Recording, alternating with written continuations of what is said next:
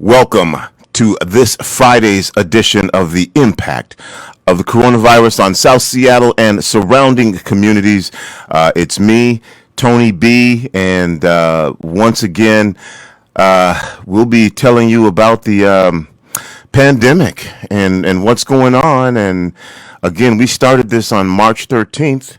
Really, truly, at that time, I did not think that we would still be continuing to do this show and that the need would not only be the same, but increased.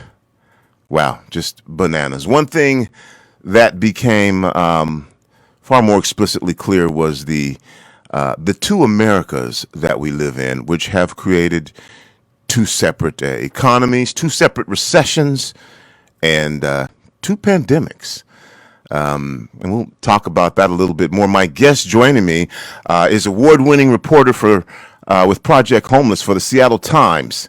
And prior to the Times, she covered criminal justice, environment, and more at KUOW, The Stranger, Fast Company, The Village Voice, and Mother Jones. Excited to have Sydney Brownstone back with us again. Hey, Sydney, how are you? I'm good, Tony. How are you? Thanks for having me. Well, under the circumstances, fantastic. And you heard me in the intro mention what I'm calling two pandemics. There are folks, and there are, again, the facts and the statistics to back this up. That if you are doing very well, if you are very wealthy, you are having a much different pandemic experience on a number of levels than if you are black, a person of color, or poor. We are going to be talking about our unsheltered and homeless population. And Sydney, for anyone who didn't catch our last show, rather than me say it, why don't you just tell, I think last time, but why don't you just tell us about this special project? Maybe it's not even a project, maybe it's embedded at this point into the Seattle Times and our coverage of our unsheltered and homeless populations. Sure. So Project Homeless is basically like a mini newsroom inside the Seattle Times newsroom. It's funded by grants, and our charge is to look at homelessness specifically, and not just, the daily churn of news on most beats, but also give an in-depth look at root causes and solutions. So I've been on Project Homeless for about a year and a half now. Okay, and at the end of the day, Sydney, I'm going to let you talk. You provide us with so much information.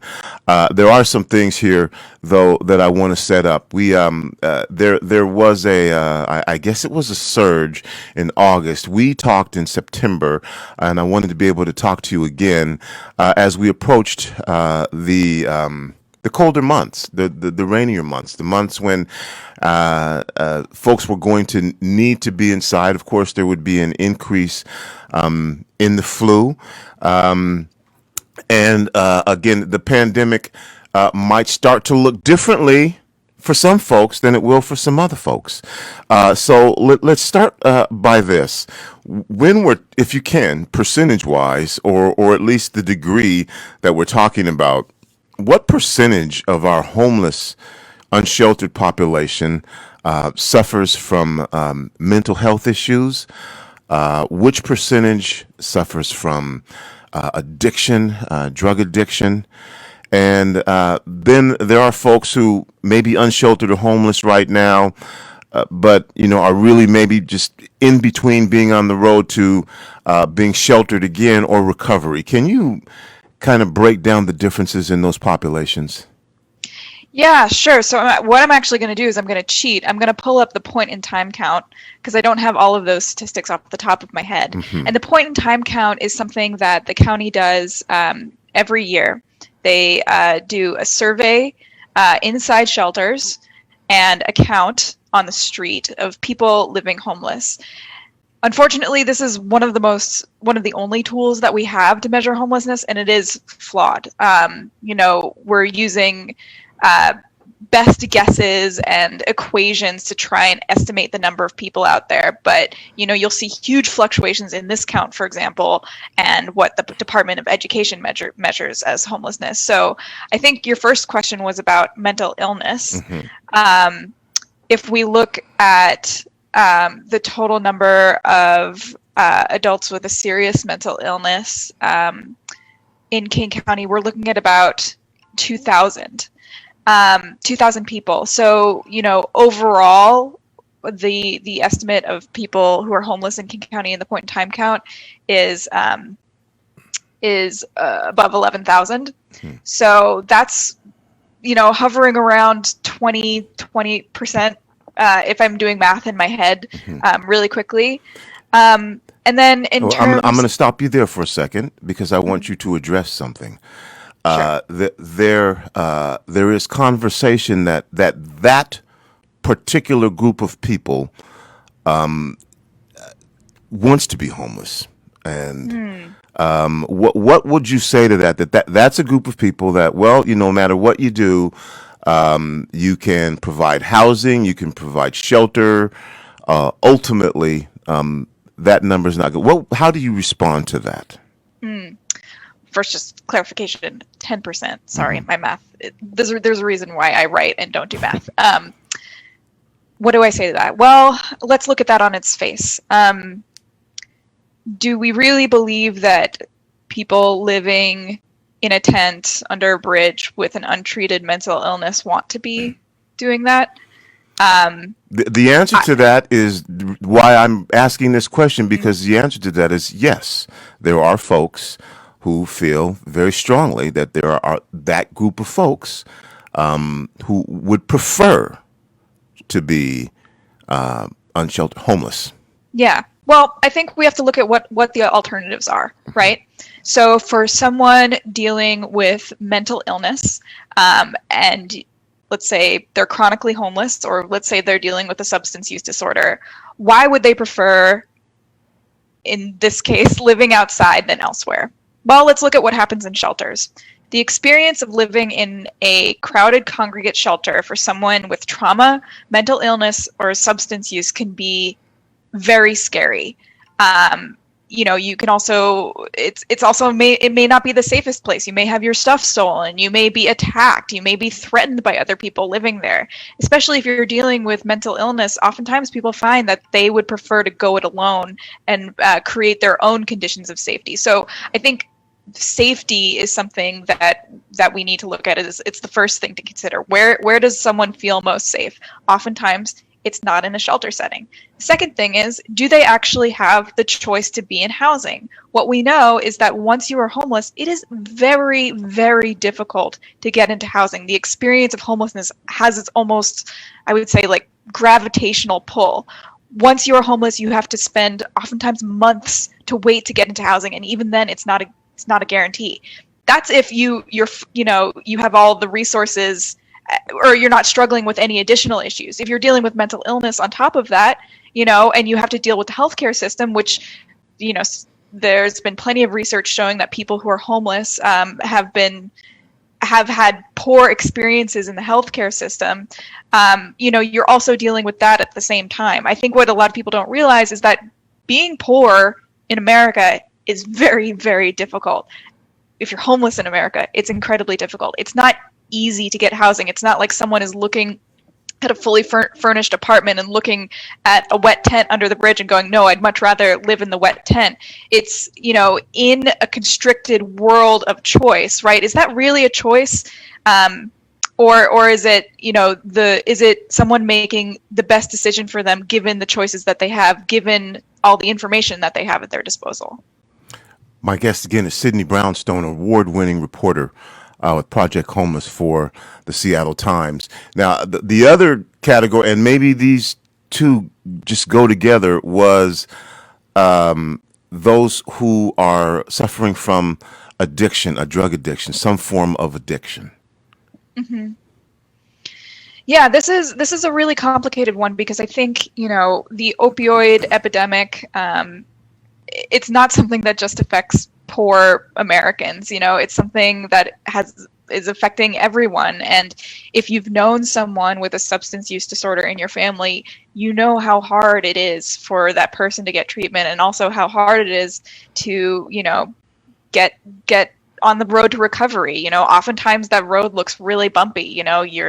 You're clean and then you relapse, and then you go back into treatment and you relapse. It's rarely straightforward. And unfortunately, again, given the healthcare system, a lot of people who are homeless or poor are treated differently than people with more resources. So that can make it more difficult.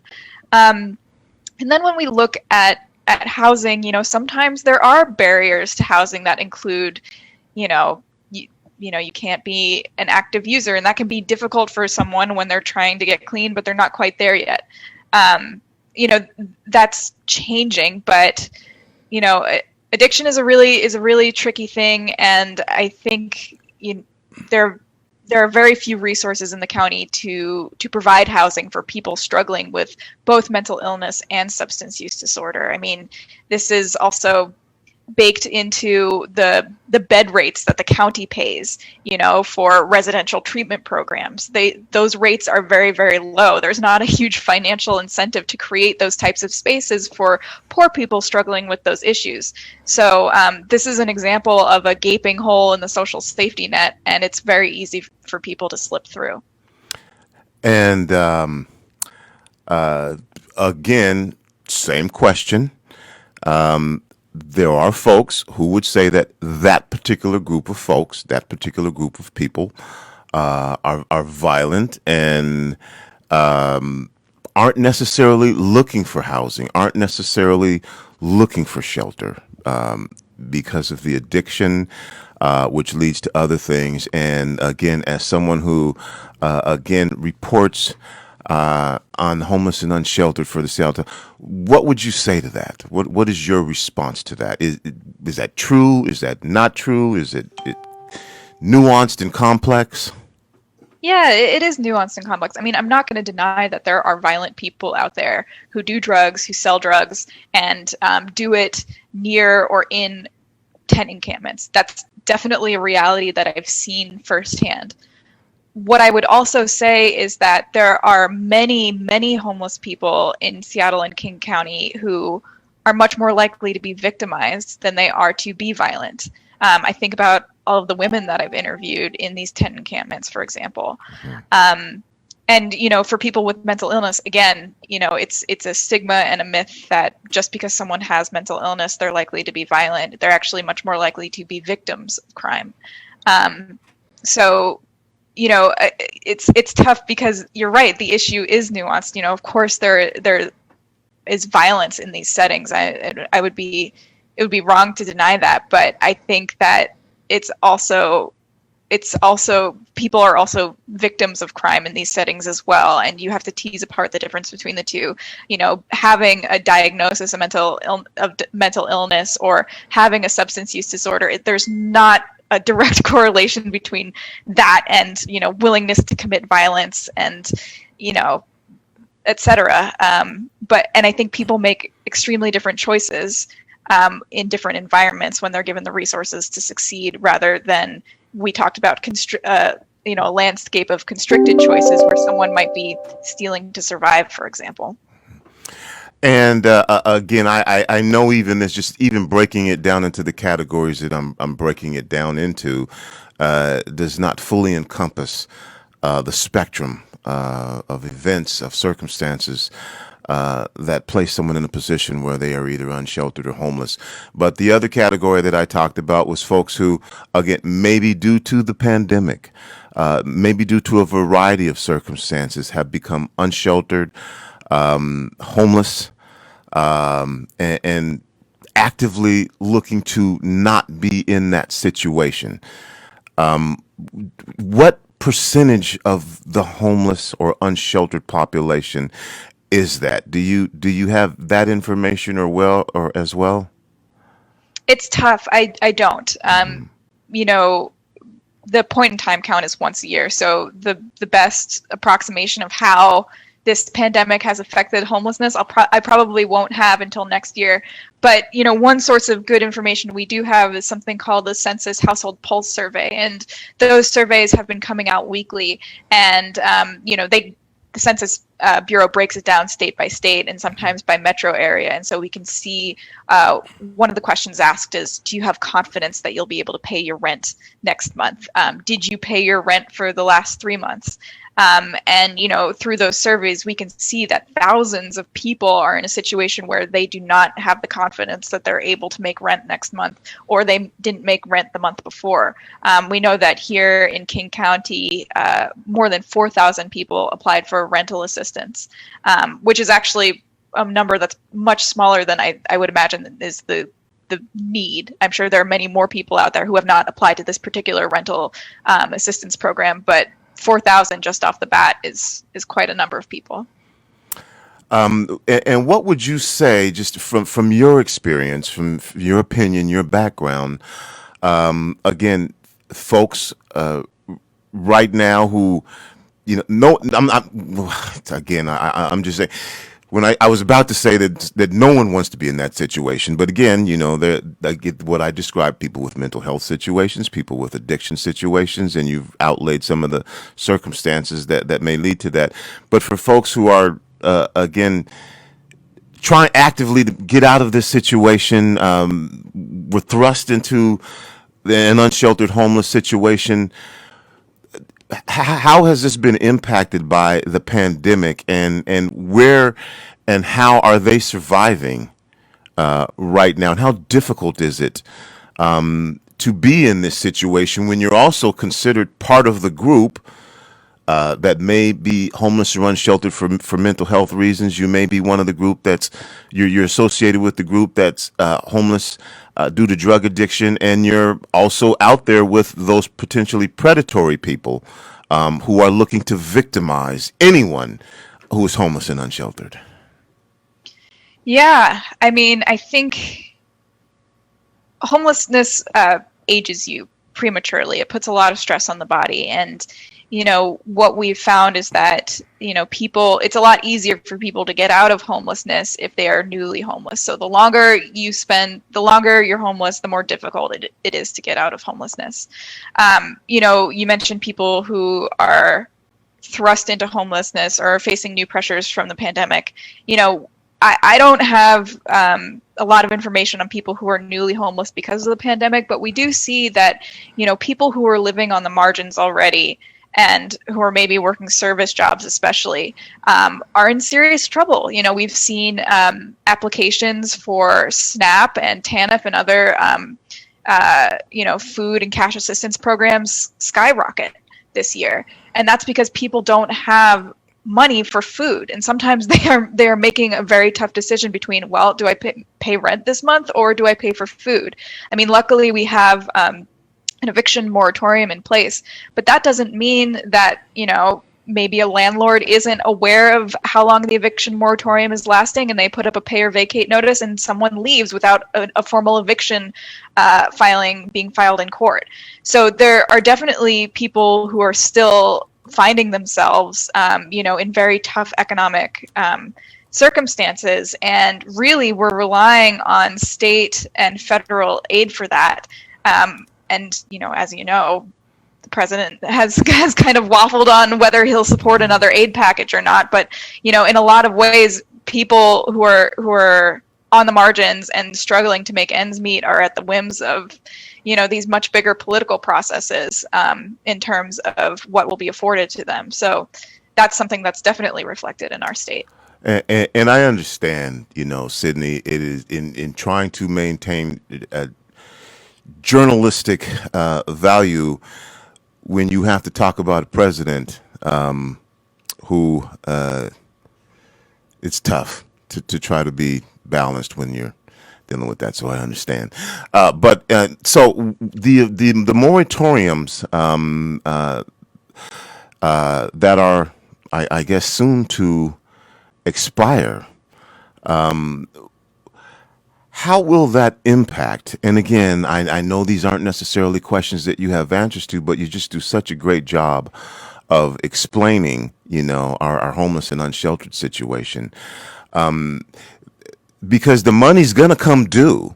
And there are landlords who are in that situation too. Like if they don't get their money, then they've had to apply for relief because they're not getting, the income that they need. And so when these if moratoriums for evictions expire, is there something in place? Is there a system in place? Is there any preparation for this? Is anyone anticipating that there are some people who may not be used to this circumstance, who will be thrust into this circumstance and be looking at shelters during a pandemic and a recession?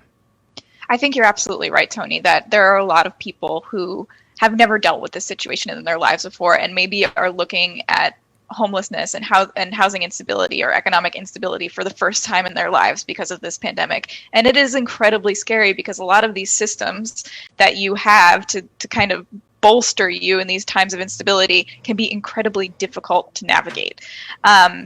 But experts, housing experts have said that we're staring at an eviction cliff.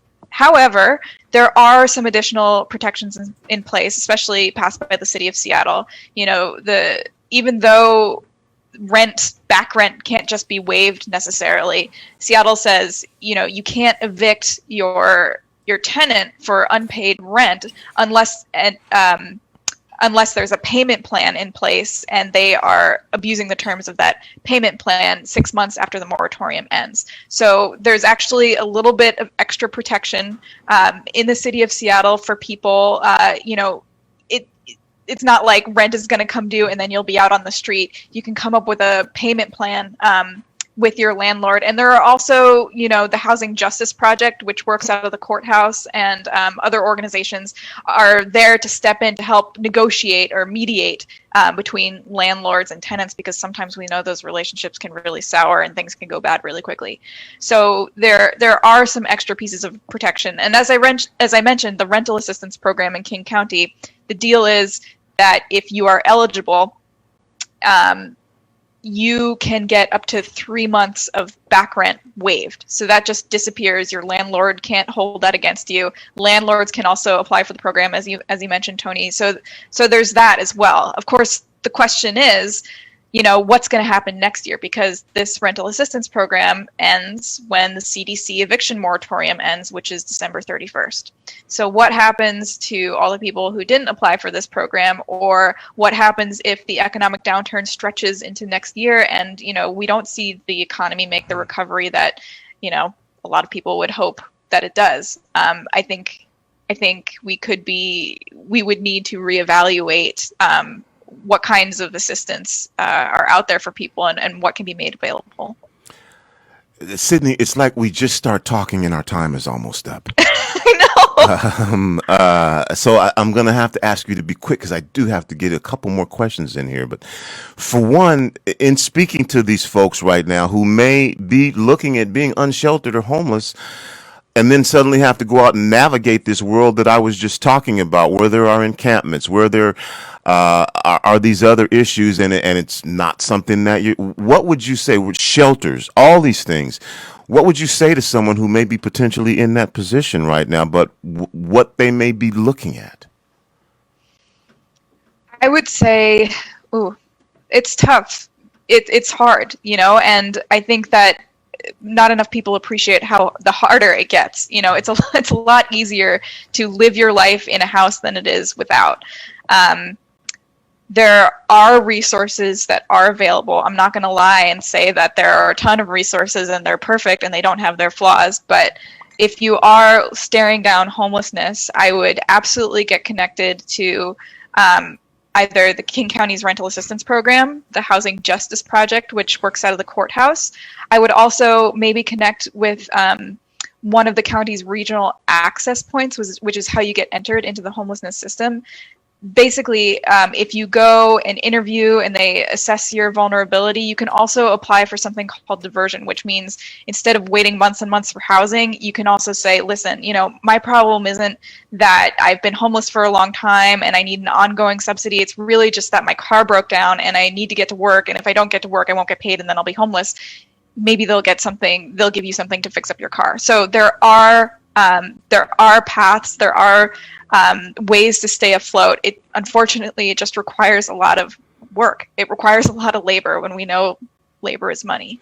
And I've only got a minute left for you to answer this next question, which is going to be impossible, Sydney. But if you were to look into your crystal ball as we stare down these coming months, coming into November, what are the differences that you see happening in the shelters? And unfortunately, I've only got a minute for you to answer sure. that So I question. think one of the biggest conflicts we're going to see is, are we going to move people out of severe weather into shelters that may be dangerous in terms of spreading COVID, or are we still going to try and, keep shelter space far apart, spread apart, limited, which means that more people will be forced to stick around outside? I think that, the decision makers are going to have to make some very tough decisions about, because we just haven't dealt with this before, and we don't have adequate shelter and we don't have safe shelter. Which ones do they value? I think that'll be the biggest changes we'll see in the shelters going forward. Sydney, I'd like to bring you back on again in about a month when we're not talking about it's going to be cold. It will be cold. And then and maybe we can continue this discussion again. We've run out of time. I'd love to. My guest again, Sydney Brownstone, award-winning reporter with Project Homeless for the Seattle Times, and Rainier Avenue Radio has just adopted her as our messenger. I love it. That's great. And you provide again wonderful questions, wonderful answers, to real life questions. So I'm going to be back in a couple minutes. We'll be talking to Denise Burnside about Smash, and we'll be finding out how musicians can potentially get health care. Right after this, we'll be back. What up, y'all? DJ Dirty Harry hanging out with my guys at RainierAvenueRadio.world. Check them out.